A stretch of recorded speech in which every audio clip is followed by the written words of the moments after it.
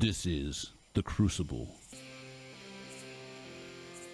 the JRTC Experience.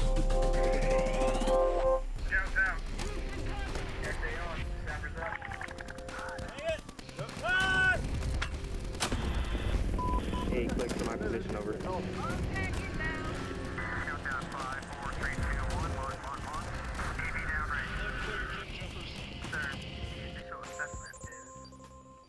This is where we discuss warfighting skills and lessons learned in a decisive action training environment for large-scale combat operations at JRTC. Hey everybody, welcome to another session of the Crucible. My name is Colonel Ricky Taylor. I am the COG at the mighty JRTC, and I've got an all-star panel with me here today from our Task Force 2.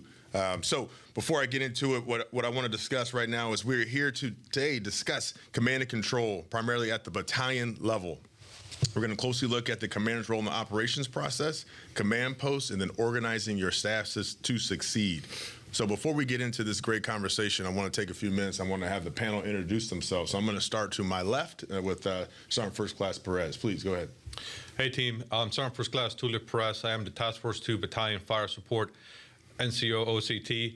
I have conducted 15 rotations as an OCT here at JRTC, and previously I did 7 rotations as RTU, also here at JRTC. Previously, before coming to JRTC, I was the Battalion FNCO for 2506 White Currahee, and then after that I spent some time in Brigade as the Brigade FNCO over in 3rd Brigade of the 101st. All right, thanks. Yeah. Hi everybody, my name is Lieutenant Colonel Andy Smith. I'm the Infantry Senior Trainer for Task Force 2. My previous assignment was in command of 1505th PIR, 3rd Brigade 82nd, where I worked for Colonel Ricky Taylor here. I've got 6 rotations as an OC, 6 as the RTU between NTC, JRTC, and JMRC. And then, sir, you know, before we get started, first of all, appreciate you having us here today. And to the audience, a lot of the stuff we're going to talk about today, I just want to let you know up front, you know, not too long ago, this was stuff I was jacking up as a battalion commander. And it's trends that we continue to see, rotation after rotation. So hopefully the dialogue that we have here today helps everyone out, you know, as professionals as we continue to get better at getting better, sir. So thanks again. Getting better. That's where it's at. And I tell you what, and I will attest to you jacking that up as a battalion commander. But the great thing is, though, is as we talked, as we were getting organized, I did the same thing. I was screwing this stuff up, too, as a battalion commander and as a field grade. So this is going to be a great conversation. Okay. Well, sir, team, I'm Captain Ethan Milukas. I'm the Task Force 2 Battalion S3 OCT. I arrived here at Fort Johnson in 2023, in the summer of 2023, and prior to that, I actually spent 4 years in the Falcon Brigade of the mighty 82nd Airborne Division, on staff and 2 years of company command. Since arriving at JRTC, I've done 15 rotations as an OC in the box. Previously to that, I had 2 rotations as a player. And looking forward to discussing all these topics with you, sir, and the rest of the team. All right, thanks, Ethan. Appreciate it. Yes, sir. Hey, I'm Major Macks Colella. I'm the Infantry Battalion XO OCT here at Task Force 2. Prior to showing up here, I was Sabre 3 and Sabre 5 with 2nd Squadron 3rd Cavalry Regiment. I've got 3 CTC rotations as RTU and 11 at JRTC here in JPMRC as a OCT. As with Colonel Smith, I did not get all of these things right when I was a young battalion Squadron S3 at NTC, so I'm hoping that this podcast will help other field grades do better than I did. Thanks, Max. Appreciate that. So, hey, a lot of experience around the table here, and I'm excited to have this conversation about command and control. So, all right. With that being said, so I'm going to start with Andy with my first question. So, give us your general observations of battalion level C2 over the course of the JRTC rotations, and then the second question with that is, you know, how do infantry battalions struggle? Okay. Yes, sir. Yes, sir. So, you know, I think first, you know, we gotta kind of go back to FM 6.0 and you know, look at what it tells us, right? The commander is the focal point of command and control. The commander assesses, he makes decisions, he directs action. When we look at the operations process, it begins with planning. So the first, you know, 4 overarching trends I'm going to line out that are going to kind of set the tone for the conversation today, sir, are largely focused on planning and then how that plays out in execution. So I think first and foremost, right, the commander's got to drive the operations process, right? And, you know, he does that by issuing detailed planning guidance, participating in MDMP, and then issuing priorities to the staff and the companies. I know that early in battalion command, this happened to me. I talked to a lot of my peers, and I've talked to all battalion commanders that have come through here. I think one of the things that we underestimate, I know I did, is how much effort and energy it takes to drive the operations process, especially in the kind of environment that we're talking about here. And you got to keep in mind, you got a very junior staff. All great Americans, but they just don't have the sets and reps, and you're going to find yourself repeating yourself a lot, but you got to be involved in the process and you got to drive it. You got to be. Something that we'll unpack a little bit later, there's also a heavy cost associated to plans when the TAC is out, at least at the battalion level. And we can unpack that more later, sir. So that's point number one. Point number two, we bust our planning timelines. We rarely adhere to the 1/3, 2/3 rule. Our planning timeline, either it doesn't exist, it's ambiguous, or it's just not enforced. I also think that a lot of times we wait to get kind of a final product at all echelons from our higher headquarters, and we don't maximize parallel planning. And I think as infantry battalions, sir, I know you and me have talked about this. Yeah. As infantry battalions, we got to understand, right, that even when we're the main effort, we're not really the priority. And I think we have to be comfortable knowing that we're not necessarily going to get a whole lot from our higher headquarters. And it's not because they're bad Americans or incompetent. It's because if you look at how the brigade commander shapes the battlefield and sets conditions for our maneuver, well, he's focused on intel, fire, sustainment, C2 architecture, et cetera. So we, as battalion commanders, we know we've got our task and purpose, we have a timeline, we know where we're going. Well, I think we owe it to parallel plan with brigade and to feed our plan up to help them versus waiting to kind of get it. Yeah. But the bottom line is that we wait, we produce our order too late, Yeah. it jams up our company commanders so they don't conduct TLPs to standard. And then our platoons rarely, sadly, rarely, if ever, conduct TLPs because of this. Point number three, because we're behind in our planning timeline, we start skipping steps of MDMP. And what we do to save time is we issue a directed COA, which is advised and acceptable. However, it doesn't absolve the staff from doing MDMP. So I'll see a battalion commander come in and sling some great guidance to the staff on what he wants. Like he's giving them 50% up front.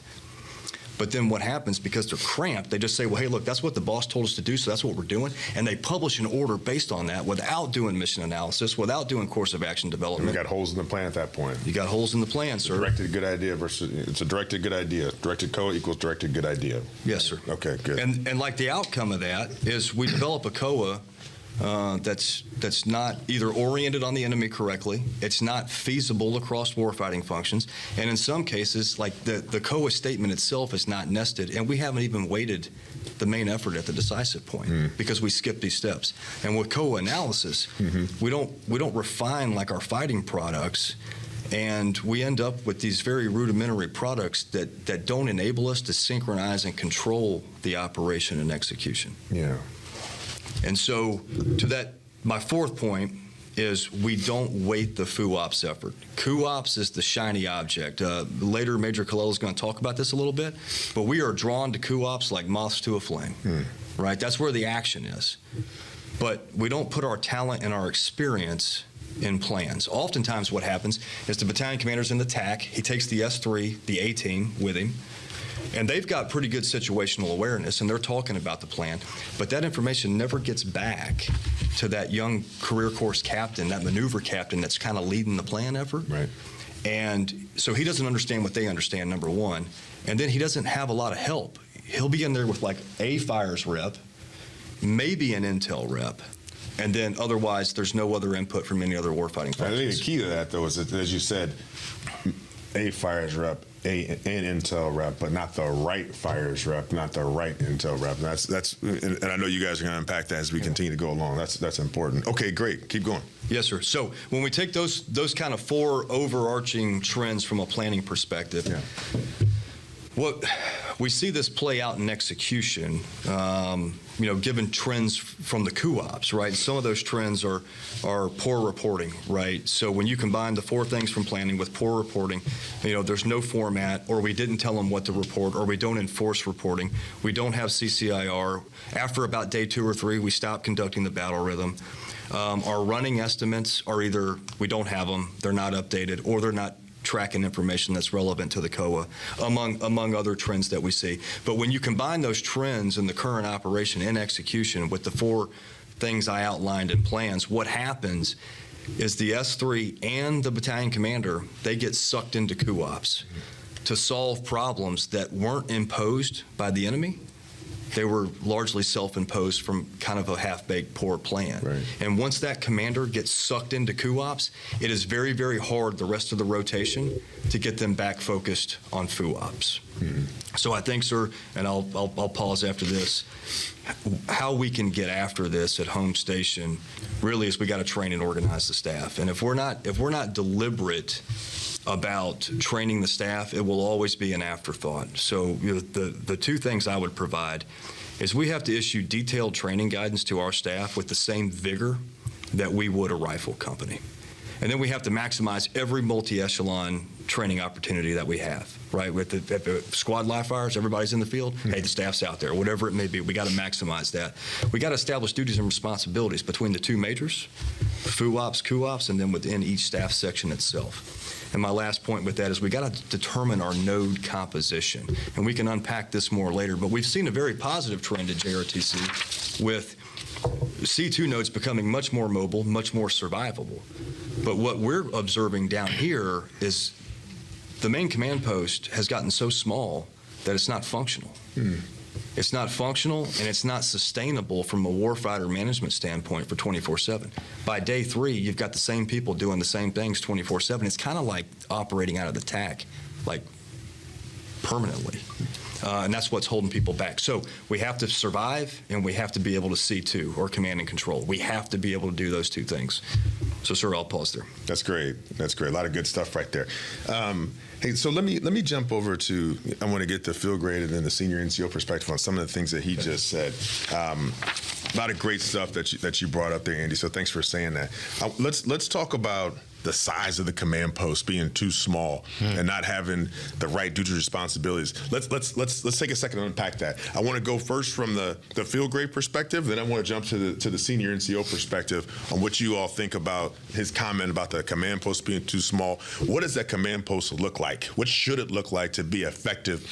How are you effectively commanding? And what are the inputs and outputs from the main command post / the TAC? I'll start with this side of the table, then I'm going to jump over here to Sergeant Perez. Okay. All right. Go ahead, Max.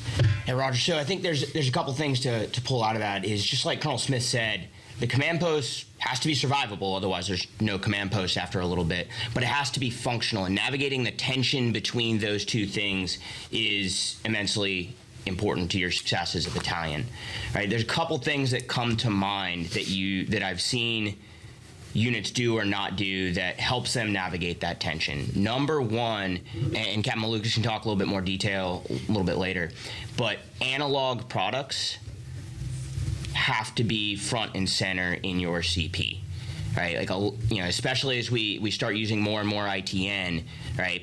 Units will put their running estimates, their COP, things like that will be digital, but as the situation develops, as batteries run out in particular systems and things like that, right, it becomes like very stovepiped within like the 1 or 2 people that have, an updated ATAC, right? If you build your CP around some analog products, principally a map with good graphics, with some minimal icons on there, and we've got some products we can share that'll kind of give you a checklist of what to have.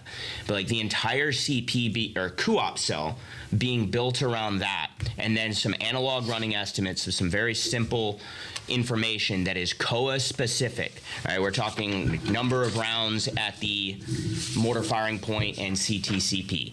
Right. The platoon level icons on the map relative to where they're supposed to be, where we are in the plan, and where they are, right? Amount of water at each of the company trains, information like that.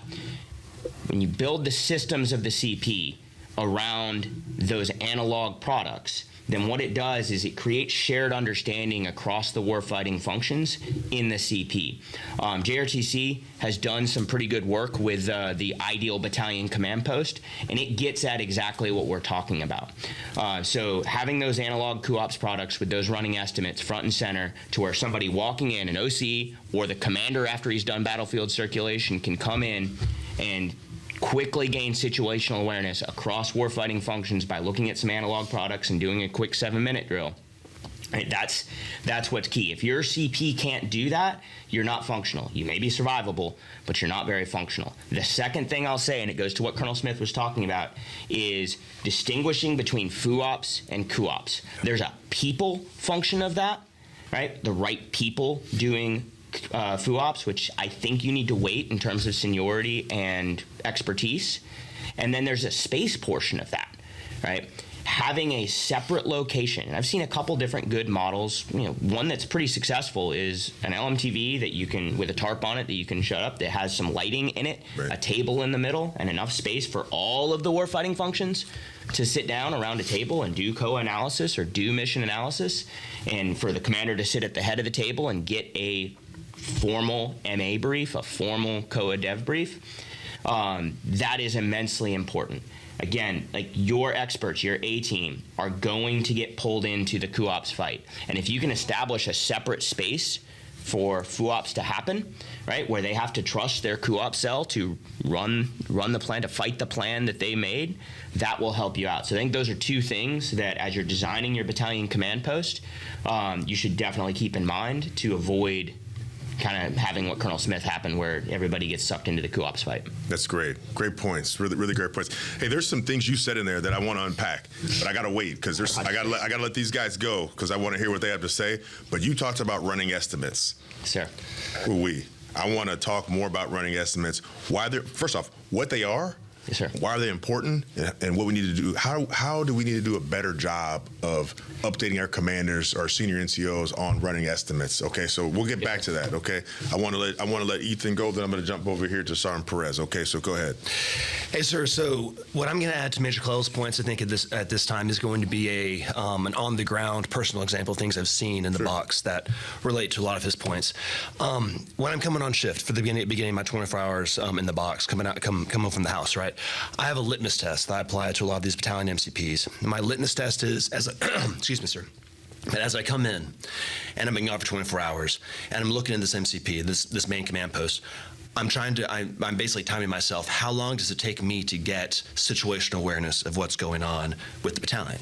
And it is an unfortunate trend with ITN-enabled battalions, especially in the 18th Airborne Corps. I do want to stress, I don't have anything against ITN. Come from the 82nd, I use it. It can be a great asset as long as it's not used. You're in Panther Brigade. Falcon Brigade, sir. Falcon Brigade. I was not so privileged, sir. But so coming into these command posts, coming onto shift, instead of seeing an analog cop on the wall, where I could quickly gain situation, whereas many times, as Major Colella mentioned, there's just they're just all the digital assets around the MCP, and I ended up having to do a daisy chain, like I go through a daisy chain of staff officers. Well, I'll walk up to one, I'll ask, hey, what's going on? Where are the companies?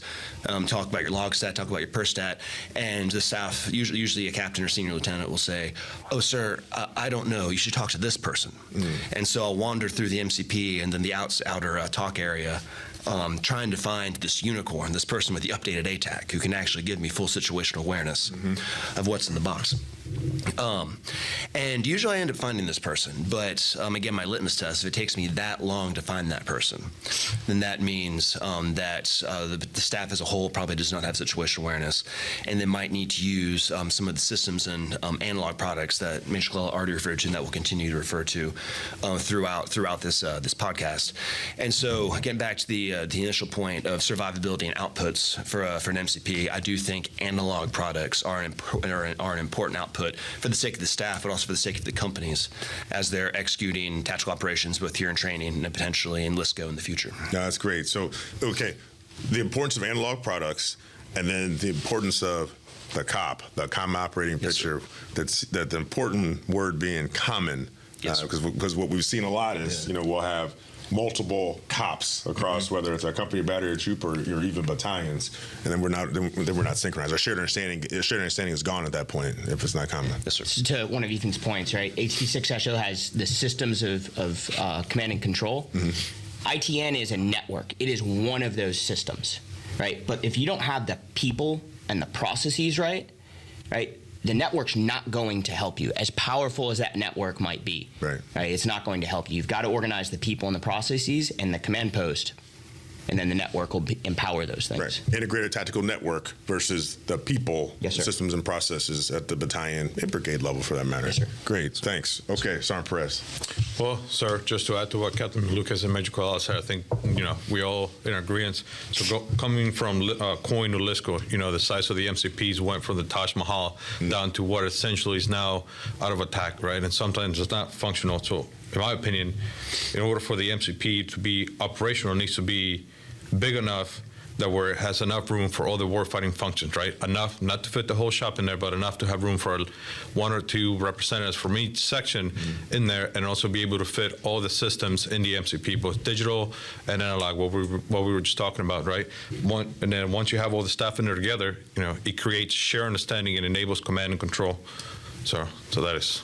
Yeah, I mean, I think to that point, right? Like, I mean, really what we're talking about is manning. Like, we're talking about sitting down and before we get ramped up in the training cycle, we're taking a hard look at our staff at not just the number of people, but it's a talent management piece, sure. Right? There's an experience piece. There's a I still need to do some coach and training piece. But in the end, we got to operate 24/7, whether that's day, night, across all warfighting functions, FUOPS and COOPS, and they have to be manned, and they have to be manned appropriately. Mm-hmm. Right? It can't be the S2 trying to do FUOPS and COOPS. Right? Or the FSO being in the TAC the whole time, leaving the FSNCO to process fire missions and help out with the plan. Yeah, and that's similar to what you said up front with the battalion staff is an inexperienced staff, great people who are trying to do their absolute best, but then they'll be quickly overmatched. And this is where at the brigade level, have to be careful with the professional staff of, let's just say 20, 25, 30 majors, whatever it be. And you've got, a couple, maybe a couple senior non-commissioned officers, but a lot of junior non-commissioned officers, a lot of junior captains, and so on and so forth. That's something we have to be cognizant of. Now, with that, we've been talking about commanders driving operations process. So, what does that look like on the ground? And Andy, what have you seen from your time here, and also as 1 Panther 6? How has that been done successfully? Okay, roger that, sir. So I think the short answer to this, and then I'll outline some ways that we do it and that I've seen it done well. The short answer is, I think, most importantly, we have to be extremely disciplined and efficient with our time. Mm-hmm. It is the one thing that we absolutely never have enough of, and we've got too many competing requirements and demands to get everything done. And so to that point, we got to focus the staff in the companies, tightly focus the staff in the companies. And it gets back to our systems, our processes, et cetera, that feed the commander's understanding and visualization, that allow the commander to drive the operations process. And so when we look at, FM50, I'll just, rattle off a few things right here that they give us in nice bullet format, right? We can maximize our time and the efficiency of that time by having the commander involved in the planning process, as in MDMP, not just with the battalion, but with the brigade. Yeah. Right? We can limit the COAs. We got to issue detailed planning guidance, right, to get the staff moving. We can conduct collaborative planning, again, with our company commanders if the timeline permits. We've got to establish priorities for the staff and the companies, and that's got to be like a daily thing that we do. We're focusing them on what we need done. We've got to conduct the battle rhythm. We've got to report. Mm. And we can't report if we don't tell people what to report and when to report. Mm-hmm. And we got to update our running estimates. But the point is that if we have the systems and processes and we tightly manage our time, from what I've seen, the commander can gain and maintain understanding, therefore visualize, and then direct the formation and drive that process. That's how I've seen it work best on the ground, and I've seen a couple commanders actually do this pretty well. Good, that's great. So, really some powerful things in here. Systems and processes, something that you alluded to a little bit ago, Max. Let's elaborate on that a little bit. Thoughts on systems and processes at the battalion level, and we're talking about successful things that we've seen. What have you seen in your rotations, and also as when you were Saber, I believe. Saber 3, Saber 5. Saber 3 and Saber 5. Yes, sir. What went well? What have you seen that's gone well as an OC, and then also what went well when you're over in Saber? All right, sir. So first off, I want to dispel something that I kind of thought as a new field grade, right? Systems are not fancy Excel spreadsheets with pivot tables and things like that, right? Systems, when we think of them at the battalion level, well, at any level in a CP, but it's very important at the battalion level, they're just a process by which the right information moves from the people that get that information to the people that need to use that information to make a decision, right? It needs to be in a standardized, easily accessible format, right? That is the number one thing that I've learned about what systems are relevant to battalion command posts, right? So the staffs must learn to produce the products and information and analysis that feeds their commander's visualization. Commanders visualize, they have coup-de-oeil, right? Staffs have formal running estimates, formal products that they produce to feed that commander's visualization. That's what your both FUOPS and COOPS, especially your COOPS systems, have to be able to do. One of the keys to this is learning the questions that your specific commander routinely asks of the staff, right? You can only do this if you've done MDMP iteratively prior to showing up to a CTC, right? 10 times. 10 times, sir. Tactical MDMP. Tactical MDMP, yes, sir. So, reference TC 6-02. Figure 1.5 actually has a list of battalion staff training tables that are a good guide as you get ready for a CTC and literally tell you, like, at this point you're starting to build your battle rhythm. At this point you're practicing your battle rhythm, right? We did that much better the second time that I went to NTC, or that I prepared the squadron to go to NTC, and they were more successful because of that. And so, learning the questions your commander asks, and then incorporating those questions into your battle rhythm, right? We've got an example of a 7-minute drill that we can provide, but that 7-minute drill goes through each of the running estimates and requires the staff to make assessments of those running estimates. And we'll talk about rapid decision-making synchronization process here in a little bit and why that's so important, to make assessments. But if you train your COOPS cell to get the information and assess that information so you can understand when your plan is coming off track, right? And you've done that iteratively up to, and some of the training events that you're going to do as a battalion prior to coming to a CTC are going to feel very simplistic, right? You're going to battle track one company at a time as they go through a company CALFEX. But that level of simplicity is going to help your staff train and learn the systems so that when you're doing it at JRTC and you've got 3 companies going through a much less a more ambiguous environment, right? They're going to have those sets and reps to enable them to do that. Create and enforce a battle rhythm. And a battle rhythm at a battalion level is not a super complicated thing, right? I was a Corps staff officer. The battle rhythm would make your eyes bleed, all the assessment working groups and the targeting meetings and all those kinds of things. The battle rhythm at the battalion level can be really just the following things, right? MDMP events, right? To include back briefs. Rehearsals, particularly the combined arms rehearsal and the fires technical rehearsal, right, at a minimum. 7-minute drills, iteratively, every hour, every 2 hours, every time the situation changes, when the battalion commander comes back from battlefield circulation, log stats and per stats, and a log sync and maintenance meeting. If you can do those things in a predictable way over the entire course of a JRTC rotation, you are going to be much more successful. But it has to be a deliberate and rehearsed process prior to showing up at the CTC, sir. That's powerful, and so that's some really good stuff. With the battle rhythm, I think that's really great, because all this, we're preparing units to come down to Torbia, but really at the end of the day, this is the fight and win on the hardest day of ground combat. Yes, so sir. this is just setting the conditions. So if we're disciplined with our battle rhythm, if we're getting the right information to the right person to make a decision. Okay, and understanding your boss, I think that's pretty important. I think the battle rhythm is important, especially when the commander is absent, because that is actually, I think, a mistake we see made frequently in the field, where if a commander is absent, the battle rhythm falls off. Coach Moyer, who's the LTP coach that most frequently coordinates with Task Force 2, he has a very good product that he's given to us, and he also gives to battalions who come through an LTP for use in the box. But it talks about priorities of work for staffs. And I think, and it's something that we all think as a staff team, it's something that's very important for us to coach staffs in the box on.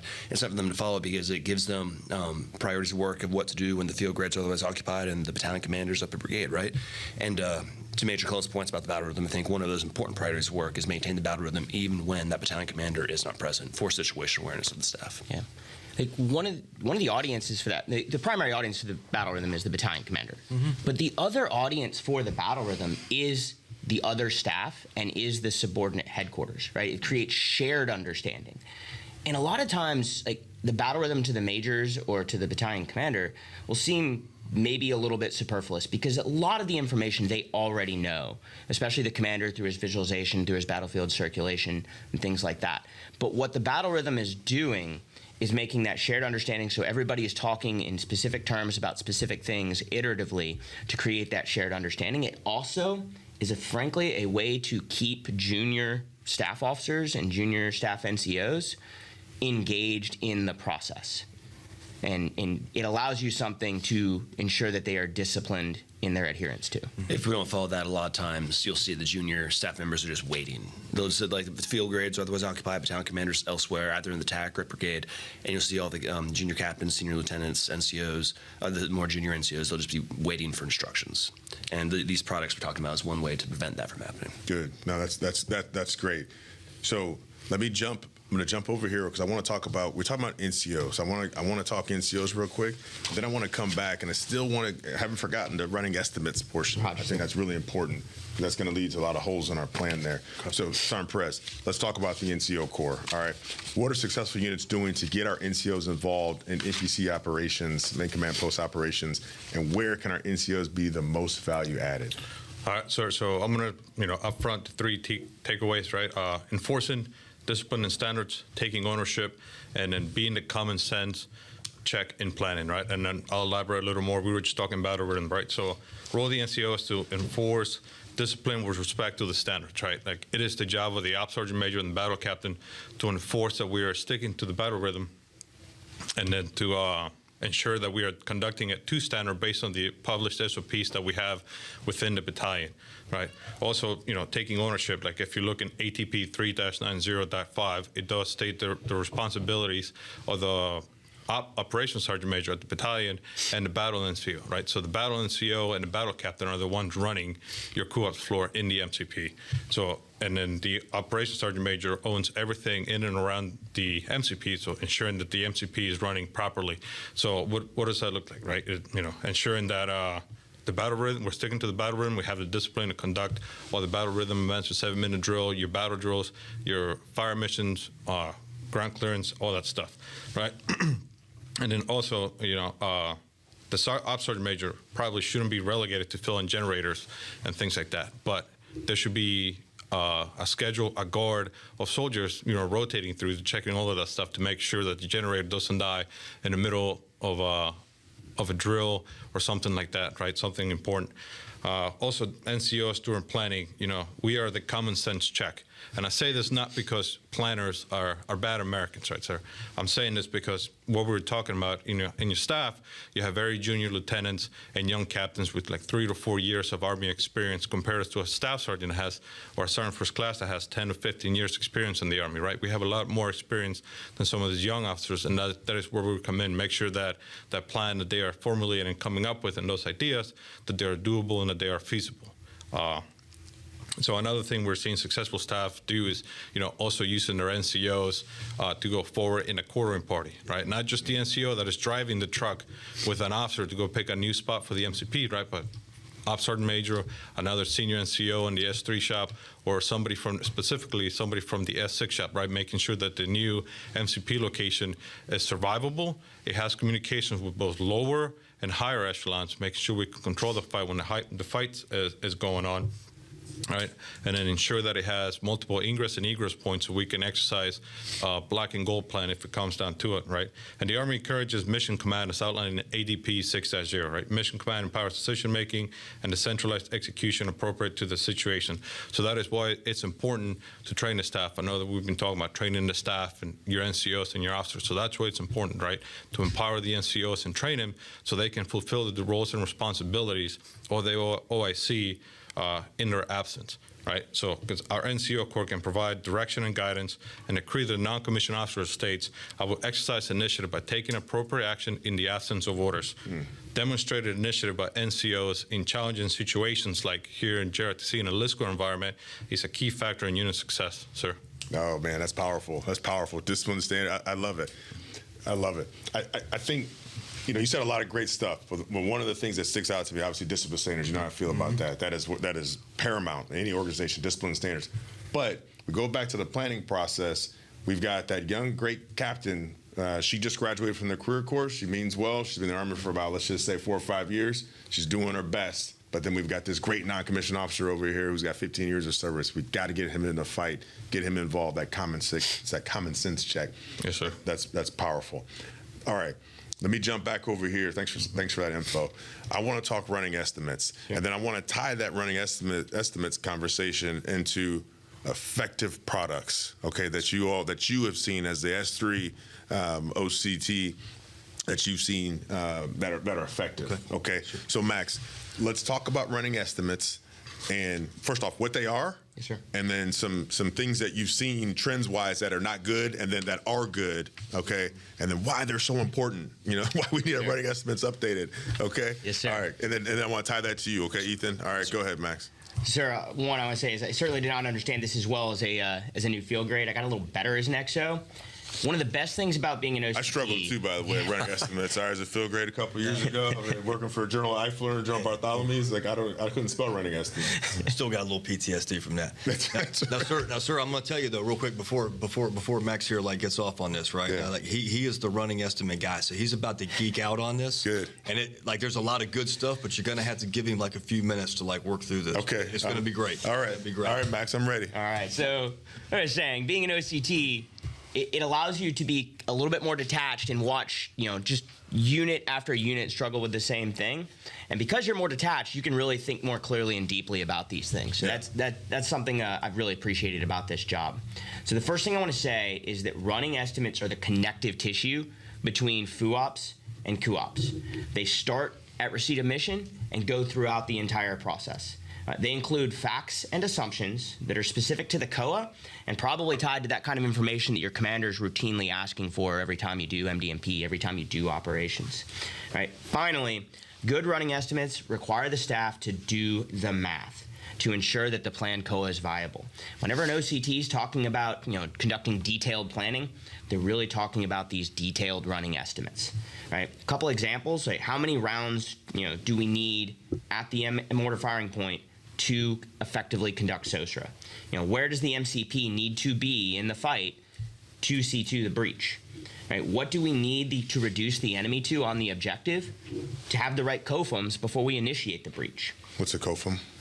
COFM is a correlation of forces, where the math of how many enemy there are versus the math of how many friendly forces they are, and how many friendly forces you need to win that fight. It's different based on prepared defense, which is 6-to-1, and non-prepared defense 3-to-1, things like that. Ratio, yes, ratios of forces. What do we need to reduce the enemy to on the objective, right? From a company to a platoon plus or something like that, right? And so that we can initiate the breach. And finally, how many gallons of water do we need to have to get from LD to our attack position so that we're ready to fight, right? These running estimates require an all-of-staff effort. The S2 maintains a running estimate for how many enemy are initially templated on the objective, and then as the fight develops, how many enemy we are observing on the objective. The S3 determines the ratio of forces that we need to effectively initiate the breach, to effectively defeat the enemy on the objective. The FSO takes that information and determines how many rounds that we need to both destroy the enemy on the objective to get the ratio down to what we can deal with, and suppress the enemy as we're conducting the breach, right? And then the S4 has to understand how many rounds are available at the CTCP and potentially at the BSB. He has to understand the pallet space required to move those rounds, right? And what that pallet space is going to come at the expense of, whether it's AT systems or maybe Class 4 for the upcoming defense, right? That's the level of detail and math that the staff have to be doing, and each of them build off each other between the warfighting functions.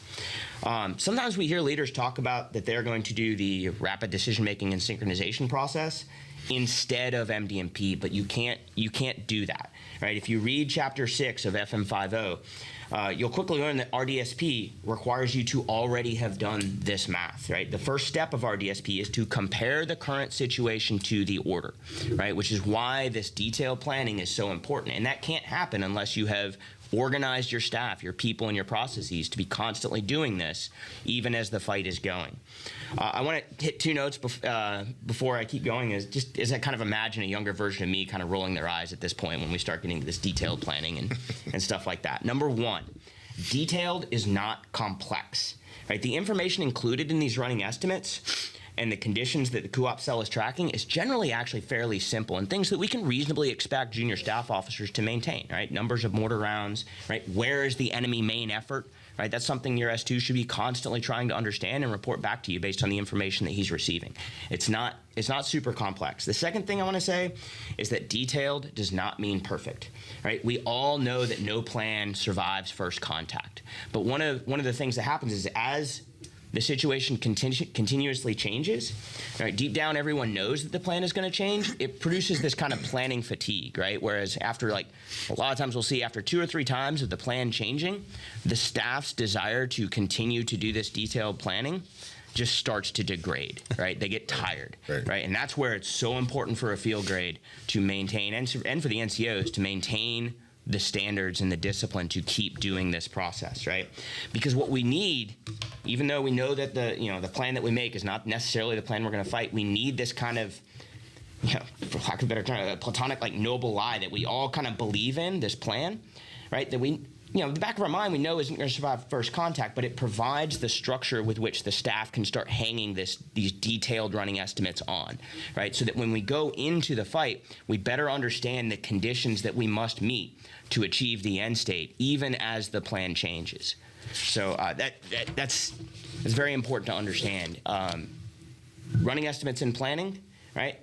We think of them normally in MA, but we can't forget about them after MA, and they're actually important before MA. That's right. So, one of the running estimates that you're going to have to do is as soon as you get the mission, right? If it says your no penetration line for the defense is 5 kilometers in front of where you are, you probably need to initiate movement up to that before you even start MA, right? So that's an important running estimate that you have to do right at the beginning, right? We operationalize these in COA Dev. We confirm them in co-analysis and really get the detailed graphics that help us understand them. And then we codify them in fighting products during orders production, right? The most important thing that running estimates eventually do is they give us these critical conditions that must be met prior to big transitions in the operation. Where do we have to be to, begin SOSRA? How many rounds do we have to have at the mortar firing point to initiate SOSRA? Where does the MCP have to be to initiate SOSRA? And that translates to, transitioning from hasty defense to a deliberate defense and any other big transition that you have in your operation. The running estimates provide have we met the conditions to make this transition, right? So one of the things that we've worked on at Task Force 2 as a fighting product that kind of helps, battalions understand and codify these things is what we'll call kind of a sequential event list. It's a TTP, but what it looks like is an expanded X-check that explicitly codifies the triggers and conditions that you have to meet prior to moving on to another phase of the operation. Right? These triggers and conditions, importantly, can't be just fires and maneuver. Generally, you see battalions do a pretty good job of understanding these triggers and conditions by fires and maneuver, but it's sustainment, it's C2, and it's intel as well that are really important, sir. That's right. Often overlooked, the importance of logistics. Yes, a lot of what you're saying is, it goes back to what Lima 6 and I talked about a few weeks ago in here. You were talking about the required and the controlled supply rates. If we're doing proper running estimates, we have that detail, that analysis. We're going to be sitting pretty well. Hey, That's really good. And that's very detailed, and I appreciate your rigor on that. Let's freak hop over here. So we're staying on the same line of topic here, with the products, the importance of the running estimate. But then let's talk the products, the fighting products. What have you seen that's been effective at the battalion level? What are you going to say? What are they doing well? What are some units doing poorly? What are your thoughts on this? Yes, sir. So the most effective way to run a lot of these products in the battalion MCP that I've observed is actually different versions of what looks a lot like the airborne ACP football. Yeah. If they have something similar to what an airborne ACP football is up on the wall in their MCP, in their main command post, it does aid that situational awareness. It aids a lot of the understanding and updating of the running estimates that Major Colella was describing. And as a result, I want to give a shout out to one of my fellow captains in the Task Force 2 3K team, Captain Jake Foost. In recent months, he's actually been leading a team where he's trying to build, again, off this football, build a product that we can give to different RTUs if they ask for it. Sometimes at LTP, so we can even give them an LTP months before, so they have an example of what could work as they arrive and as they go into the box. Now, the most important part of this ball is obviously, a map with unit locations, enemy locations, all those basic facts that the commander needs to be tracking. But it also includes a variety of running estimates, the log stat, the per stat, friendly combat power tracker, enemy red checklist. You can figure out the effects that you're having on the enemy with, sir. These are all things that Jake has. He's probably at like a 90% solution now, sir, because we have a major that is very, very demanding and make sure it's perfect before we let it go anywhere. But it's definitely at a place right now that and it won't be perfect until you have bounced it off of your specific commander and made sure that these are the pieces of information and this is the way he likes things communicated. Because it all depends on how that commander wants to lead. That's a good point. Go ahead. And so when we publish this thing, sir, the guidance I gave to these guys was this: is like, look, it's a way. And what we don't want units to do when we publish this, TTP or a way to do it, is to get wrapped around like the format, right? So every running estimate from each warfighting function that we put around the football, so to speak, is going to have, a details type paragraph. And what we're focusing on is the type of information that is being captured, not so much the format that may or may not work for that battalion commander, but it's the information that we're capturing, formatted however you want. Right, and so that's what we're going to be pushing out here pretty shortly. That's good. That's good. And I actually have a real-world example of a situation where this would have helped. There was a rotation. Me and my staff team were observing, sir, where over the course of the first half of their time in the box, this particular battalion started having very significant issues with not with command and control for the maneuver, like Major Colella mentioned, but issues with, we'll say, tracking classes of supply or reconstitution of their casualties, bringing them back into the box. Issues like that. So some of these enabler type issues. And I sat down with our staff, and what we figured out, just bouncing notes off each other, we hadn't seen the staff update a single running estimate their entire time in the box, right? Like they just weren't doing it. So as a group, we went and talked to the battalion XO, and we just asked them, sir, we noticed that you're not updating running estimates, and it's having this negative effect and this negative effect. Can you, we're trying to coach them, right, sir? We asked him, can you explain your thought process in this area, sir?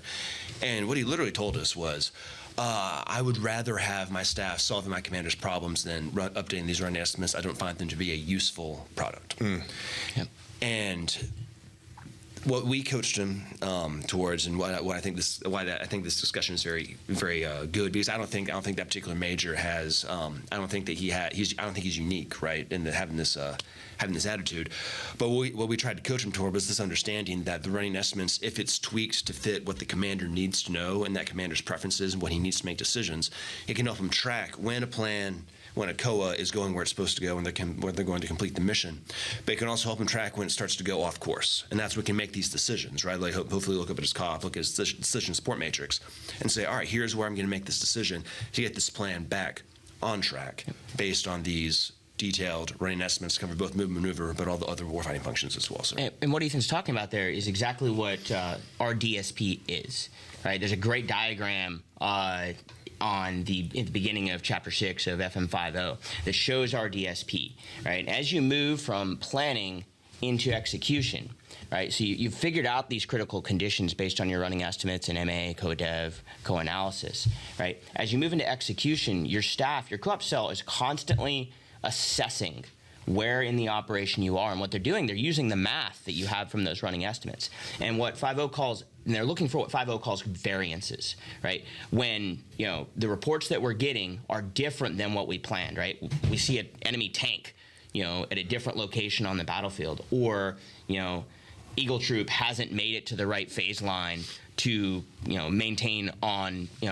achieve the end state in the time that we're given to achieve the end state. And those variances, the earlier you can identify those, the more easily you can help your commander solve problems, because what the running estimates also do is give you the math to understand what we have to get back to, how we get back on plan, right? Whether it's an execution decision, which is a plan decision in accordance with a DSM, or it's an adjustment decision, which is a brand new situation. We've got to quickly kind of reframe the situation and better understand. But those running estimates do both of those things. They allow you to see when you're coming off plan, and then they give you the math and they give you the framework with which you can then get back on plan. That's really powerful. Hey, so a lot of good information, and I appreciate everything that all Task Force 2 and you all specifically are doing in this conversation with the audience. So unfortunately, we're almost out of time. Yep. So what I want to do is I want to summarize a few points. I mean, you guys said a lot of great stuff. I took copious notes, and like every one of these podcasts, I learned a ton in here from you all, just as much as I learned from RTU. So this is really important. So just a few highlights as I go through my notes here. So number one is read doctrine. We have to read doctrine. Yes, sir. We have to understand. We do. You know, how many times did you guys reference 5.0 or 6.0 or whatever it may be? But we've got to understand and read doctrine. Okay, commander's the focal point. And then I like these 4 points that we talked about up front. The commander drives the operations process, but it's the effort and energy behind the commander. You know, he or she has got to drive that staff, but they got to have the effort, that energy, and that's important. The planning timeline not being here to the 1/3, 2/3, we're not sticking to it. It's doctrine. Again, it goes back to that first point. We've got to stick to the planning timeline. Simple as that. Number 3, we're skipping steps to the military decision-making process. We can't do it. If we do that, we're going to have holes in the plan.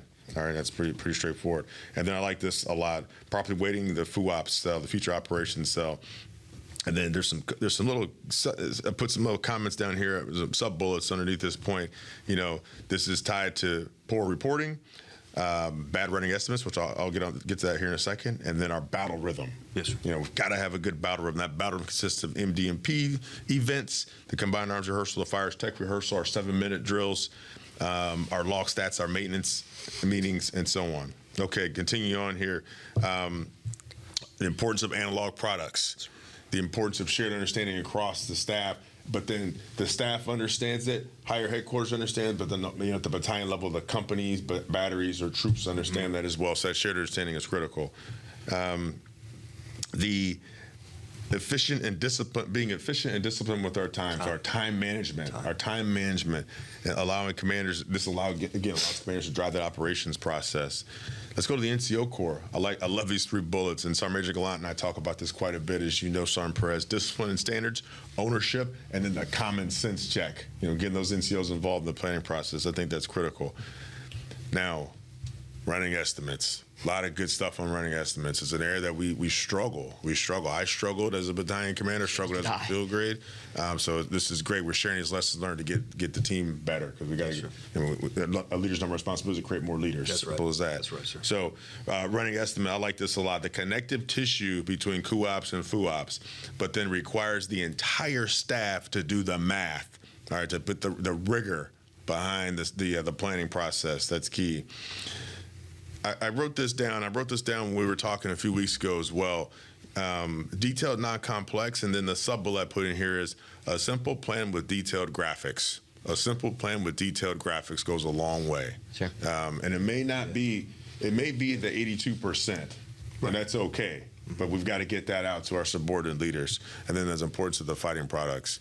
Hey, so team, I think this was really powerful and impactful. This is I got a lot of great notes, and I really appreciate the dialogue here on the command and control at the battalion level, and the commander's role in the operations process at the battalion level. So team, thanks for your time.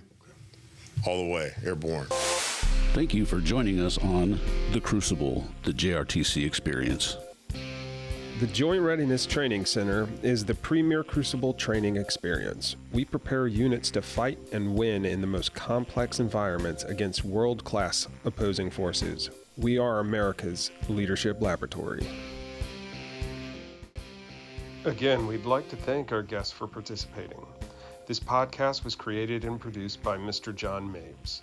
Executive producer is Lieutenant Colonel Drew Zabriskie. It was recorded by Captain Jermaine Branch and edited by Mr. Travis Boyle.